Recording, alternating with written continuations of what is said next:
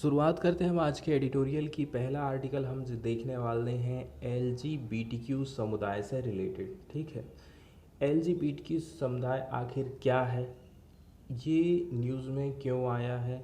दूसरी बात ये है कि ये लोग आखिर फेस क्या क्या चीज़ करते हैं, उनको कौन कौन सी समस्या का सामना करना पड़ रहा है, गवर्नमेंट इनके लिए क्या कर सकती है और समुदाय क्या कर सकता है। क्योंकि समुदाय समाज ही इनके बारे में अपने मन में गलत धारणा बैठा करके बैठा है। ठीक है, इसीलिए ये लोग हमेशा अपने आप को अलग समझते हैं। ये अपने जैसे इनको अपने दोस्त ढूंढने में भी बड़ी दिक्कत जाती। एलजीबीटीक्यू समुदाय बहुत चर्चा में था जब सुप्रीम कोर्ट ने सेक्शन 377 पर फैसला सुनाया था। उनका ये कहना था यदि कोई व्यक्ति समलैंगिक संबंध बनाता है तो वो कोई प्रकार का अपराध नहीं माना जाएगा। इससे पहले तक समलैंगिक संबंधों को अपराध माना जाता था। ठीक है, जैसे ही मैन टू मैन यदि संबंध बन रहा है, वुमेन टू वुमेन संबंध बन रहा है तो उसको अपराध की श्रेणी में माना गया था। इसलिए ये जो समुदाय था एलजीबीटीक्यू वो तरह तरह से दबे छुपे रहने को मजबूर था, है ना। समलैंगिक अपराध है या नहीं इस विषय पर बात तो होगी बाद में, लेकिन सबसे पहले हम जानेंगे एलजीबीटीक्यू आखिर होता क्या है। ठीक है, होमोसेक्सुअल, बाइसेक्सुअल, ट्रांसजेंडर, कई सारे हमने नाम सुने हैं। इन सब में आज हम अंतर को भी देख लेंगे। ठीक है, एलजीबीटीक्यू का मतलब है कंप्लीट एक ग्रुप को बताता है। लेस्बियन, के, बाइसेक्सुअल और ट्रांसजेंडर को मिलकर के ये बना। वैसे तो इनके अलावा कुछ और उपनाम भी होते हैं, लेकिन मोटे तौर पर इन्हें समझना काफ़ी ज़रूरी है। ठीक है, समलैंगिकता का अस्तित्व सभी संस्कृति और सब देश में, यद्यपि कुछ देशों की सरकारें इसको सही नहीं मानती हैं, है ना, और कहीं कहीं तो इसको अपराध के तौर पर देखा जाता। नॉर्मली क्या होता है ना, इंसान में चाहे जानवर हो उसमें हम विपरीत लिंग में क्या देखते हैं, आकर्षण देखते हैं, और यही नॉर्मल बात हम सब लोग मानते हैं। बाकी यदि दूसरा आकर्षण रहा तो वो नॉर्मल आकर्षण नहीं है। जैसे कि पुरुष का स्त्री के प्रति आकर्षण होता और स्त्री का पुरुष के प्रति होता, ये एक नॉर्मल प्रक्रिया। लेकिन इसके अलावा भी आकर्षण कई रूप में हो सकता है, जिसे हम आसामान्य दे देते हैं, है ना। कई अलग अलग कैटेगरी में इसको डिवाइड कर देते हैं। जैसे कि स्त्री से स्त्री के प्रति यदि संबंध बनता है, अट्रैक्शन होता है, तो उसको लेस्बियन की कैटेगरी में डाला जाता है। वहीं पुरुष ह्यूमन मैन टू मैन यदि हो रहा है तो उसको गे की कैटेगरी में डालते हैं। वहीं ऐसे लोग जो महिला और पुरुष दोनों की ओर आकर्षित होते हैं उन्हें बायसेक्सुअल कहा जाता है। इतनी कैटेगरी में इनको बांटा गया। कुछ लोग इस समुदाय के ऐसे भी हैं जो कि मेडिकल साइंस की मदद से सर्जरी करवाते हैं और अपना लिंग चेंज करवा लेते हैं। इन लोगों को ट्रांसजेंडर कहा जाता है। ट्रांस मतलब इन्होंने क्या कर लिया है, ट्रांसफ़र करवा लिया। इस तरह के लोगों में मन और शरीर दो धड़ में बटा रहता है। ठीक है, माइंड और बॉडी, शरीर दो धड़ में इनका बट गया, क्योंकि ये मन से वैसा महसूस नहीं करते हैं जैसा इनका शरीर है। एग्जाम्पल के तौर पर पुरुष होते हुए भी ये महिलाओं की तरह महसूस कर रहे हैं, या महिला होते हुए भी पुरुष की तरह। लेकिन भारत में इस पूरे समुदाय के लिए एक ही शब्द प्रयोग किया जाता है, किन्नर या फिर हिजड़ा, जिसको आप छक्का भी बोलते हैं। तो ये जो पूरा पार्टिकुलर ग्रुप होता है ना, वो सबसे ज़्यादा मेंटल इलनेस को फील करता है। तो हम इनको मेंटल इलनेस से कैसे करके उबार सकते हैं, इस आर्टिकल में बताया गया। ठीक है, एक समुदाय विशेष हम की बात कर रहे हैं, ग्रुप की बात कर रहे हैं, और उसके स्वास्थ्य से संबंधित मुद्दे की चिंता की बात यहाँ पर हो रही है। तो जो मेंटल इलनेस है और जो जो चैलेंजेस फेस कर रहे हैं इंडिया के LGBTQIA++ पीपुल, ठीक है, क्या क्या वो फेस कर रहे हैं चैलेंजेस और मेंटल इलनेस को, आज के टाइम में ज़रूरत है कंप्रहेंसिव और लॉन्ग टर्म सॉल्यूशन की। तो मैं इसमें जब भी क्वेश्चन पूछा जाएगा तो आपसे यही चीज़ पूछा जाएगा। भारत के जो LGBTQIA++ लोग जो मानसिक बीमारी और चुनौती का सामना कर रहे हैं, उनके लिए व्यापक और दीर्घकालिक समाधान की ज़रूरत है। इसमें आपको 200 शब्दों में या फिर 250 शब्दों में अपनी बात को रखना है। अभी देखा जाए ना तो जून का जो महीना रहा था काफ़ी चर्चा वाला रहा था। हमें स्ट्राइक की इमेज देखने को मिली, कई सारी बड़ी बड़ी स्टोरी हमारे सामने आई थी। जैसे कि चाहे वो अग्निपथ स्कीम को लेकर के हो या फिर अन्य जो चर्चाएं हैं, चाहे वो धर्म को लेकर के हो, इस प्रकार से जो न्यूज़पेपर हमारा पूरा भरा पड़ा रहता है। बात वही है कि सबकी आवाज़ उठाई जा रही है, लेकिन ये जो पार्टिकुलर कम्युनिटी है इसकी आवाज़ को कोई उठाता नहीं है। यहाँ पर मुद्दे की बात ये है, ना तो आम लोग, हमारे जैसे लोग जानते हैं कि ये लोग क्या फील कर रहे हैं, क्या इनके लिए करने की ज़रूरत है। सरकार में भी इनकी भागीदारी जब नहीं है तो सरकार कैसे समझे कि हमें इनके लिए काम करना है। इसके अलावा इनके लिए काम करते हैं कुछ एनजीओ या फिर कुछ ऐसे संगठन रहते हैं जो कि इन समुदायों के लिए काम करते हैं, तो उनसे बहुत कुछ सीखने की ज़रूरत है। ये जो आर्टिकल लिखा गया है वो आर्टिकल उसी एक, आप इसको एनजीओ कह सकते हो या फिर संगठन बोल सकते हो, ठीक है। तो उसमें काम करने वाले हैं एक व्यक्ति, उन्होंने इस आर्टिकल को लिखा। सबसे पहले तो यही इन्होंने बता दिया है कि जो न्यूज़पेपर है या फिर न्यूज़ है, जून का महीना हमेशा चर्चा में रहा था। हमने देखे बहुत सारी स्ट्राइक हो रही हैं, हड़ताल वगैरह हो रही हैं, बंद हो रहा है, धरना प्रदर्शन हो रहा है। तो लेकिन और इसी बीच थोड़ी बहुत हमें न्यूज़ मिल जाएगी एलजीबीटीक्यू समुदाय के मानसिक स्वास्थ्य की स्थिति पर, ठीक है, छड़भल के लिए मिलेगी, फिर उसको विराम लग जाएगा और फिर से वो हमें प्रतिबिंबित होने लग जाती हैं उनकी समस्याएं, ठीक है। तो अब हमें जो तस्वीर दिखती है, ऐसे थोड़े से समय के लिए भी यदि हमें तस्वीर दिख गई है तो वो जो प्रतिबिंब हमको दिखता है वो बहुत गंभीर रूप दिखता है हमें, ठीक है। ये पूरे जीवन भर मेंटल इलनेस और चैलेंज को फेस करते रहते हैं, ठीक है। 377 की धारा ख़त्म हो चुकी है। इसके अलावा जो नेशनल लीगल सर्विस अथॉरिटी है नालसा, इसका जो जजमेंट आया था वो भी सक्सेसिव प्रोग्रेस मूवमेंट रहा था।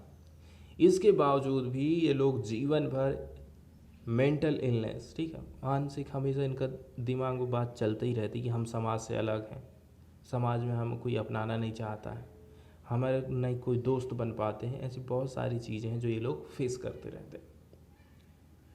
तो इंडिया का जो क्लास, कास्ट, रीजनली डाइवर्स है ना, LGBTQ communities remain at risk of life long mental illness and challenges.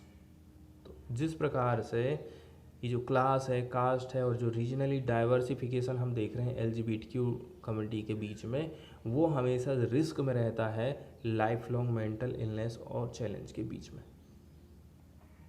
और ये जो गंभीर मानसिक बीमारी है या फिर क्षणिक और लंबे समय तक चलने वाला हानिकारक व्यवहार है ना, ये मानसिक बीमारी, ठीक है, हानिकारक व्यवहार का रूप धारण कर लेती है। हमारे समाज के व्यवहार में ये चीज़ दिखने लग जाती है, ठीक है। आखिर वो कौन कौन से स्टिग्मा हैं जिनको इनको लगा करके जोड़ा जाता है और वो क्या क्या सफ़र करते हैं। स्टिग्मा मतलब कलंक या फिर दोष उनके ऊपर मरना, ठीक है। पहली बात ये है, ठीक है, ज़िंदगी भर वो उनके साथ मतभेद होते रहता है, ठीक है। सेकंड बात ये है, उनके साथ में एक डीप रूटेड स्टिग्मा जोड़ दिया गया है। आपके मन में ये गलत धारणा बैठा दी गई है उनको लेकर के कि वो लोग अलग हैं, हम लोग अलग हैं, ठीक है, हम ज़्यादा अच्छे। इसके अलावा उनके साथ साथ में डिस्क्रिमिनेशन किया जाता है, बहुत सारी एब्यूज़ की घटनाएं मिलती हैं। इनकी कम्युनिटी इस प्रकार के एक्सपीरियंस को फील करती है, ठीक है। और इससे ही आगे चल के क्या होता है, आगे चल के एक्सट्रीम डिस्ट्रेस में ये चीज़ बदल जाती है, बहुत ज़्यादा तनाव में आ जाते हैं। इसके अलावा, ठीक है, अपने आप को आप फिर कमज़ोर कर दे रहे हो, कमज़ोर नहीं कर रहे हैं तो अपने आप को फिर आप गरीब बना ले रहे हो। Resulting in self hate and suffering, आप अपने आप से घृणा कर लोगे और आप हमेशा सफ़र करते रह जाओगे। तीसरे नंबर की बात ये है कि ये जो कम्युनिटी है या फिर समुदाय है या फिर ग्रुप है, हमेशा डर में रहता है, अक्सर भयभीत रहता है, क्योंकि उनके ऊपर इस प्रकार का कलंक लगाया जाता है और माइंड में हमारे ये बात बैठा ली जाती है और हमेशा हम उनको फील करवाते रहते हैं। ये लोग उसको कभी किसी को व्यक्त नहीं कर पाते, ठीक है।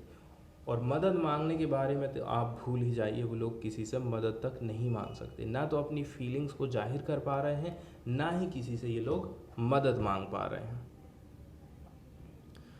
तो आखिर ऐसी कौन कौन सी बातें हैं जिनको वो लोग अपने माइंड में रखेंगे? तो पहली बात ये है, उनको ये सोचना है या फिर हमें ये सोचना है समाज को कि वो लोग हमसे अलग नहीं हैं, ठीक है, वो भी इंसान है, हम भी इंसान हैं। उनकी आइडेंटिटी, उनकी पहचान, उनका जो सोशल कॉन्टेक्स्ट है और जो डिस्क्रिमिनेशन हो रहा, give them stressor that impact their mental illness.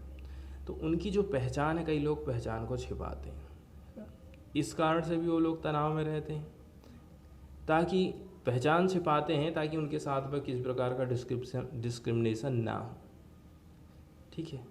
इससे भी वो हमेशा तनाव में रहते हैं और मेंटल हेल्थ उनका प्रभावित होता है, और ख़ास करके उस टाइम में जब वो लोग छोटे रहते हैं, यंग रहते हैं। Sexual orientation and gender identity की चर्चा ना बहुत कम होती है, और यदि हो भी रही है तो समाज फिर उसको अपनी नज़रिए से देखता, उनके नज़रिए से नहीं देखता है, हमेशा घृणा की दृष्टि से देखता है उनको। तो ऐसा जो डिस्कशन है हमारे सोशल, ठीक है, समाज, सोसाइटी में, एजुकेशन में या फिर फैमिली के एनवायरनमेंट में बहुत कम ही ये मुद्दे उठाए जाते हैं, और यदि किए भी जाएंगे ना तो जो डिस्कशन है वो हमेशा कैसा रहेगा, कोई एक पार्टिकुलर स्टिग्मा से जोड़ करके हम उनको देखते हैं। 6वें नंबर की बात यह है कि समाज ने आखिर किया क्या है इन समुदायों के लिए। जो सोसाइटी रहती है ना, जीवन भर LGBTQIA समुदाय को हमेशा हाशिए पर रखता है। आप खुद देख लीजिए, राजनीति में कितने ऐसे लोग हैं जो कि इस समुदाय से आ रहे हैं। क्या कोई किन्नर अभी तक राजनीति में गया है? या फिर अदर जो ट्रांसजेंडर और क्या क्या चीज़ कैटेगरी हम बाइसेक्सुअल वाली पढ़े थे ना, वो कोई भी समुदाय वहाँ तक पहुँच नहीं पाता। जब ये लोग ऊपर पहुँच ही नहीं पाएंगे तो इनकी आवाज़ को उठाएगा कौन? इसीलिए समाज ना ज़िंदगी भर उनको हमेशा नीचे ही रखता है, चाहे वो कितने भी उनके अंदर क्वालिटी क्यों ना हो, ठीक है। तो ये जो हमारा समाज है ना, हमारे समाज के द्वारा उसी का ये रिजल्ट है जो कह रहा है कि हमें आप अपने में मिलाओ, हमें अलग मत करो, ऐसे यहाँ पर बताया जाता है। तो इस प्रकार के एनवायरमेंटल में, इस प्रकार का पर्यावरण जब रहेगा आपके आसपास का, तो आप क्या करोगे? आप तो दूसरे लोगों को भूल जाओगे, खुद को भी भूल जाओगे। तो और यहाँ तक दिक्कत कब आती है? जब LGBTQ समुदाय भी क्या है, कास्ट, धर्म, रिलीजन, बहुत सारी चीज़ों में जब बढ़ जाता है तो ये लोग और भी ज़्यादा कठिनाई को फेस करने लग जाते हैं। It is difficult to find friends and family who understand what the person feels.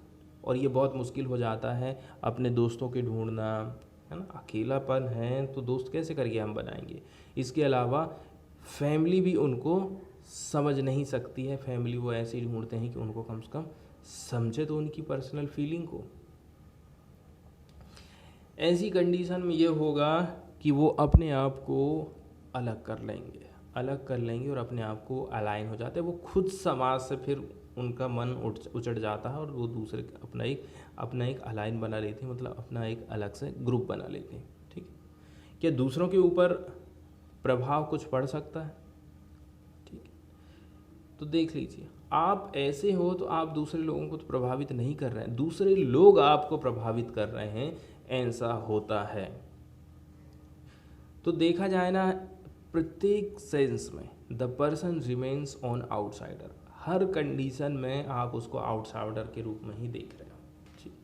यदि कोई व्यक्ति है जिसकी जेंडर आइडेंटिटी कैसी अलग है from the sex assigned term of birth, ठीक है, जन्म लिया है, यदि वो पुरुष है और उसका मन कहता है कुछ और फील करता है, तो ये चीज़ उसको अलगाव की भावना पैदा कर देती, चाहे वो समाज हो चाहे वो व्यक्ति हो, ठीक है। और वो जो व्यक्ति है ना, हमेशा कैसा फंसा हुआ फील करेगा, हमेशा कॉन्फ्लिक्ट में फील करेगा, and feeds their gender dysphoria, और हमेशा फिर वो जो जेंडर डिस्फोरिया है उसका शिकार होते रहेगा। तो इन सब का रिजल्ट आखिर निकला क्या है? इसका रिजल्ट ऐसा निकला है कि इंटरलाइज्ड आप होमोफोबिया हो गया, कुछ नहीं करना, मैं बाहर भी नहीं निकलूँ, मैं घर ही में रहूँगा। ठीक है, ये चीज़ उसके माइंड बैठ जाती। इसके अलावा हमेशा उसके मन में रहेगा क्या, उदास रहेगा, दुखी रहेगा, और हमेशा फील करेगा वो अकेलापन। और फिर जब अकेलापन है तो फिर उसका इलाज भी है, दारू है, ड्रग्स है, दुनिया भर की चीज़ें, बीड़ी सिगरेट सब वो लोग चालू कर देते हैं अपने तनाव को दूर करने के लिए, अकेलेपन को मिटाने के लिए। तो ये कोई सरप्राइज़ वाली बात नहीं है कि ये जो ग्रुप वाले यूथ है ना, वो कितना ज़्यादा एनेक्सिटी और डिप्रेशन को सफ़र कर रहे हैं, फील कर रहे हैं पूरे समाज से। लगभग 1.75 गुना ज़्यादा डिप्रेशन फील करते हैं। वहीं आप यदि देख लोगे ट्रांसजेंडर कम्युनिटी की बात यदि हम करें, ठीक है, जिसमें किन्नर वगैरह लोग आते हैं, तो वो लोग लगभग 2.5 गुना ज़्यादा डिप्रेशन, एनेक्सिटी को फील करते हैं। तो इनके बारे में मेंटल इलनेस के लिए कुछ कदम उठाना सरकार के लिए बहुत ज़्यादा ज़रूरी है। भारत में क्या सोचा जाता है, तो इन इंडिया एंड इल्सवेयर, चाहे हम भारत की बात करें चाहे कहीं और की बात कर लें, तो हर किसी पर खुले तौर पर या फिर उनकी बॉडी जो रहती है संरचनात्मक रूप से लैंगिक जो भूमिका है, यौन पहचान है, उसको स्वीकार करने के लिए उनके ऊपर दबाव डाला जाता है। कई लोग छिपा लेते हैं, कई लोग दबाव डालते हैं कि आप ऐसा नहीं ऐसा करिए।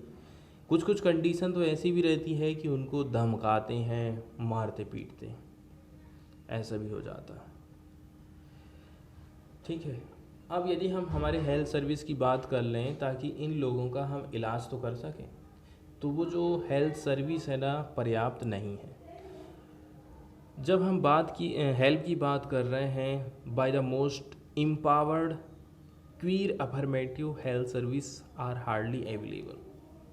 ठीक है, कोई ख़ास सुविधा इनके लिए नहीं अवेलेबल है। जो लार्ज मेजॉरिटी है ना psychiatrists in India still consider diverse sexual orientation, क्योंकि वो लोग खुद ही चाहते हैं, डॉक्टर लोग, कि जो लिंग का जो ओरिएंटेशन है ना वो डिफरेंट वाला होना चाहिए, पुरुष स्त्री वाला आकर्षण होना चाहिए। वो सेम टू सेम वाले को ज़्यादा सपोर्ट नहीं करते। अब जो राहत राहत प्रोजेक्ट है, उसने क्या पाया है, और इसको जो लिखने वाले लेखक है ना वो इसी में काम करते हैं। बहुत बड़ी संख्या इनकी ऐसी है जो ट्रांस लोग हैं, गे लोग हैं, वो लोग प्रिफर करते हैं पे and seek help in private sector. ठीक है, हम सरकारी अस्पताल में नहीं जाएंगे, हम प्राइवेट में इलाज करवाएंगे। जब सरकारी सुविधाएं हमारे लिए उतनी अच्छी हैं ही नहीं, तो हम आखिर यहाँ पर जा कर के करेंगे क्या। इसलिए राहत प्रोजेक्ट ने ये बात निकाला है सामने कि सरकार की ये लोग बहुत कम मदद इनको मिल पा रही है ना, प्राइवेट में ही ये लोग ज़्यादा पैसा खर्च कर रहे हैं। तो फिर ये जो कम्युनिटी है अपने आप को कैसे करके बिल्ड कर पाएगी और सस्टेन रह पाएगी गुड मेंटल हेल्थ के मामले में। ठीक है, तो आखिर हमें ज़रूरत क्या है कि ज़रूरत ये है कि हमारा पूरा देश फोकस करे इस समुदाय के ऊपर मेंटल हेल्थ को लेकर के। That has become further exacerbated by the global कोविड-19 पैंडेमिक, जो कि स्वास्थ्य सुविधा की आप यदि बात करोगे, जिसका देश का सबसे ज़्यादा फोकस था कोरोना में। कोरोना के चक्कर में दूसरी बीमारियों के ऊपर फोकस बहुत कम किया जाता था। कोरोना ने तो और भी ज़्यादा कंडीशन ख़राब कर दिया है, इसलिए इनके मेंटल हेल्थ के ऊपर काम करना बहुत ज़्यादा ज़रूरी है। हमें बनाना है long term solution comprehensive type का, ठीक है, जिसमें हमें मेंटल हेल्थ को प्राथमिकता देना है। ठीक है, कम्युनिटी की नीड को हमें समझना है, लेकिन हमें इंगेज करना है प्रत्येक लोग को, ताकि चेंज हो सके इन्वायरमेंट विच दे एग्जिस्ट, ऐसे इन्वायरमेंट में जिसमें ये लोग रह रहे हैं। जो हम सॉल्यूशन लेके आएंगे उसमें कौन कौन लोग इंगेज रहेंगे। ठीक है, इसमें सारे स्टेक होल्डर शामिल रहने चाहिए, मैं भी शामिल रहूं, सामने वाला व्यक्ति भी शामिल रहे। इसमें educational institution, community, health care provider, mental health professional भी इसमें शामिल रहेंगे, और पुलिस पर्सनल, इसके साथ साथ में family, who are often a key source of mental health stress. ज़्यादातर मामलों में क्या होता है कि परिवार के कारण ही उस आदमी को टेंशन हो जाती है, तो उनको भी इस प्रोग्राम में उनके लिए जो हम लॉन्च करना चाहते हैं उनको शामिल करना ज़रूरी है। This is not easy as this is not a priority for the government. इतना ही आसान काम नहीं है क्योंकि सरकार इसको ना प्राथमिकता नहीं देती, चाहे वो फंडिंग एजेंसी हैं, and is also neglected in the society, क्योंकि इनको नेग्लेक्ट किया जाता है सोसाइटी में। अवेयरनेस और भी कुछ अदर स्टेप हैं जिनको उठाया जा सकता है। पहली नंबर बात ये है, प्रत्येक एस्पेक्ट, ठीक है, प्रत्येक जो सोच विचार है मेंटल हेल्थ को लेकर के, ठीक है, इसमें इंडिया को इंक्लूड करना पड़ेगा, भारत को इंक्लूड करना पड़ेगा। मेंटल हेल्थ से संबंधित जितने भी एस्पेक्ट इस्तेमाल किए जाते हैं वो, जैसे कि aspect of cure mental health issue, एकदम जो ख़राब मेंटल हेल्थ कंडीशन चल रही है उसको कैसे करके आप ठीक करोगे, स्पेशली कहाँ पर, स्कूल्स में, जहाँ से शुरुआत हो रही है आप उसको वहीं पर ख़त्म करिए, यूनिवर्सिटी। इसके अलावा हमें जो स्टिग्मा जुड़ा हुआ है ना, डाइवर्स जेंडर वाला, सेक्सुअल आइडेंटिटी वाला, कि स्त्री और पुरुष ही शादी करेंगे उनका बच्चा होगा, ठीक है, और वो ही संबंध बना सकते हैं, ये जो स्टिग्मा है इसको हमें भूलने की ज़रूरत है, या फिर इस पर हमें ध्यान देने की ज़रूरत नहीं है।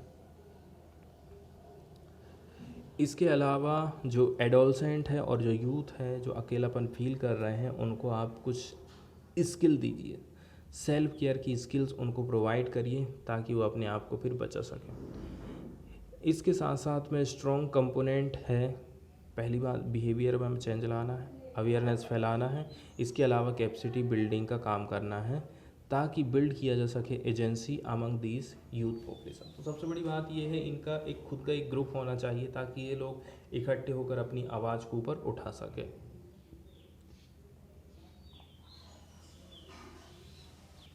वहीं राहत प्रोजेक्ट के बारे में भी यहाँ पर थोड़ी सी चर्चा की गई है कि ये जो राहत प्रोजेक्ट है ना, ये काम करते रहता है, पार्टिसिपेटरी मेथड का इस्तेमाल करता है। इसने ओपन किया था एक इशू के होस्ट को, ये लोग क्या क्या इशू है इनको लेकर के, इस ग्रुप को लेकर के, ठीक है, जो कि ये फेस करते हैं, leading colleges on an ongoing basis.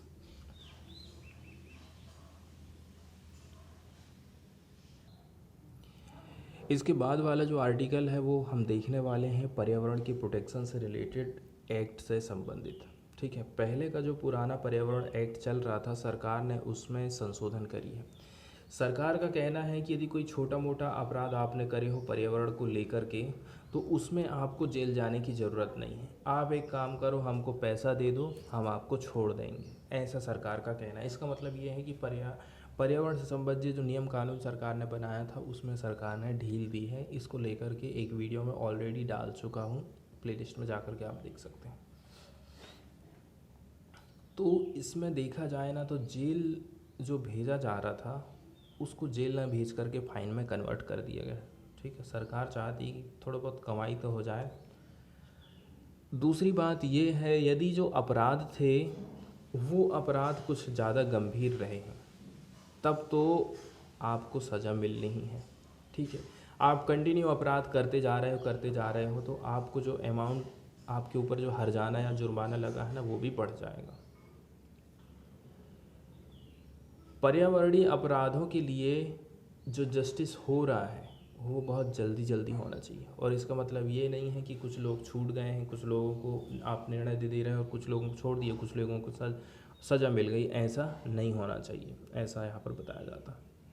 तो हाल ही में जो यूनियन एनवायरनमेंट मिनिस्ट्री है ना, जिसको टास्क दिया गया है इंडिया का जो फॉरेस्ट है आप उसको सेफगार्ड रखिए, उसका जो एनवायरमेंटल एसेट है उसको सेफगार्ड करिए, ये इस प्रकार के काम एनवायरनमेंट मिनिस्ट्री को दिए गए। तो एनवायरनमेंट मिनिस्ट्री ने कुछ प्रपोज़ल लेकर के आई है, वो अमेंड करना चाहती है कुछ सेक्शंस को, ठीक है, जो कि एनवायरमेंटल से रिलेटेड लेजिस्लेशन बनाए गए हैं उसमें उनको बनाना चाहती है लेस थ्रीटनिंग टू पोटेंशियल वायलेशन, ठीक है। जो कम खतरा पैदा कर रहे हैं ऐसे वॉयलेटर, उनके लिए सज़ा भी कम करना चाहती है सरकार। ठीक है। दूसरी बात ऐसा भी है कि सरकार के पास बहुत सारे केसेस पेंडिंग हैं कोर्ट के पास। सरकार चाहती है कि हम इनको कैसे करके कम से कम दिखाएं। इसलिए सबसे अच्छी बात यही है कि जो केसेस चल रहे हैं उनसे फाइन ले लो, फाट से उनका वो वाला केस ख़त्म करो। सरकार का ऐसा सोचना है। देखिए, भारत सरकार के पास 8 कॉर्नर स्टोन पीस हैं लेजिस्लेशन की, जो कि डिफ़ाइन करते हैं रेगुलेटरी फ्रेमवर्क को, ताकि इंश्योर किया जा सके नेचुरल के रिसोर्स को। मतलब कि पर्यावरण के मुद्दों से निपटने के लिए भारत सरकार की तरफ से 8 कुछ रूल्स, नियम, रेगुलेशन बनाए गए हैं।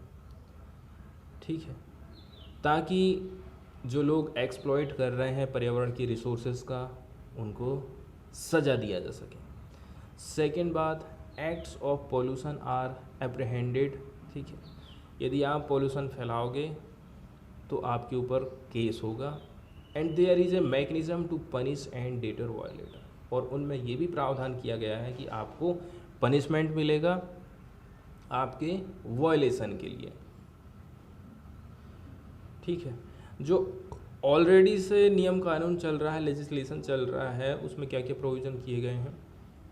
पहले नंबर का तो ये कहता है, यदि आपने वायलेशन किया है, पर्यावरण के नियम कानूनों का उल्लंघन किया है, तो आपको 5 साल तक की जेल की सज़ा हो सकती है। दूसरी बात यह है, आपके ऊपर 1 लाख रुपए तक का फ़ाइन लगाया जा सकता है। तीसरी बात, फाइन और जेल दोनों ही हो सकती है। ठीक है, और यदि आप अपराध को कंटिन्यू रख रहे हो तो फिर आपको 5,000 रुपया प्रतिदिन के हिसाब से जुर्माना भरना पड़ेगा। ऐसा यहाँ पर प्रावधान किया गया है। इसके अलावा कुछ कुछ प्रोविज़न भी किए गए हैं। Jail term to extend 7 year, और हो सकता है कि आपकी सज़ा को 7 साल तक बढ़ाया जा सके यदि आप बार बार अपराध करते हैं तो।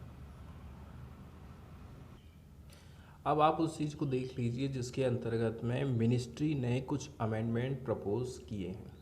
पहली नंबर की बात यह है, ठीक है, जो डर है इम्प्रिजनमेंट का, मतलब जेल जाने का, सिंपल वायलेशन के लिए हम उसको ख़त्म करना चाहते हैं, वीड आउट करना चाहते हैं, ऐसा मिनिस्ट्री का कहना है। दूसरी बात ये है, ठीक है, इस प्रकार का यदि आप वायलेशन करते हो तो आपको केवल रुपया देना, हमको आपका काम ख़त्म। मतलब कि यदि आप वायलेशन करते हैं तो आपके ऊपर जुर्माना लगाया जाएगा। सेकंड नंबर की बात यह है, सीरियस इन्वायरमेंटल क्राइम यदि आपने करे हो, किसी हिरण को आपने मार दिए, शेर को मार दिए हो, या फिर बहुत ज़्यादा उसको इंजरी पहुंचा दिए हो, ठीक है, या आपके कारण वो उसकी डेथ हो जाती है, इसमें तो आपको छोड़ने वाले नहीं हैं।